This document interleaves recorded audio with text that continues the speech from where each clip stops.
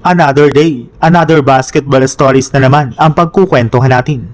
At ngayon nga ay pag-uusapan natin ang balitang problemado nga po ang Golden State Warriors kay Brandon Podziemski at ang balitang grabe nga po ang sakripisyo ni Lebron sa Los Angeles Lakers. Nagkaroon nga po ang Golden State Warriors ng 2 araw na pahinga bago magpatuloy ulit ang kanilang mga laro, kung saan sunod nga po nila ditong makakalaban ang kupunan ng Minnesota Timberwolves na gutom na makabawi at manalo matapos ang sunod-sunod nilang pagkatalo laban sa Orlando Magic, Los Angeles Lakers at Los Angeles Clippers. Kaya asahan na nga po ninyo na sobra na naman nga pong may hirapan dito ng gusto ang Warriors, lalo pat hindi pa rin nga po maglalaro sa kanilang lineup si Stephen Curry na mawawala ulit sa susunod na 10 araw dahil sa nataman nitong injury sa kanyang tuhod.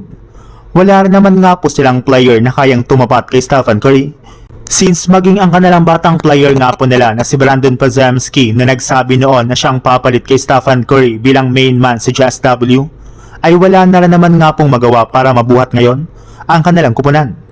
Imbis nga po na magkaroon siya ng malaking impact sa kanilang mga laro ay siya pa nga po ang nagiging problema ngayon, since nagagawa nga po nitong sirain ang kanilang momentum dahil sa mga missed shots nito sa 3-point line at maging sa free throws. Nakakagawa rin naman nga po ito ng walang kwentang turnovers na siyang sumisira sa laro ng kanilang kupunan. Pero sa kabila nga po niyan ay binibigyan pa rin nga po siya ng malaking minuto ni Coach Steve Kerr na siyang ikinakagalit ngayon ng kanilang mga fans.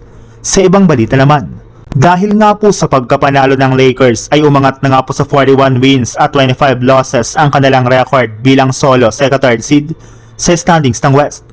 Isa na rin naman nga po sila ngayon sa mga pinakamainit na team sa NBA sa pagkakaroon nga po nila ng kasalukuyang 4-game win streak. Official na rin naman nga po silang nakapasok sa postseason ng NBA ngayong taon. Ibig sabihin, play-in tournament na lang naman nga po ang pinakmababang pwesto na posible nga po nilang mapuntahan. At kasabay nga po ng pagkapanalo ng Lakers ay mismong si Coach JJ Redick na nga po ang pumuri sa kanilang veteran superstar na si LeBron James.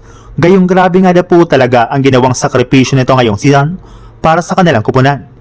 Pumayag nga na po ito na maging ika-third option na lamang sa kanilang rotation at maglaro ng off the ball upang sa ganon ay mahawakan nga po nila Austin Reeves at Luka Doncic ang bola ng mas matagal sa kanilang opensa.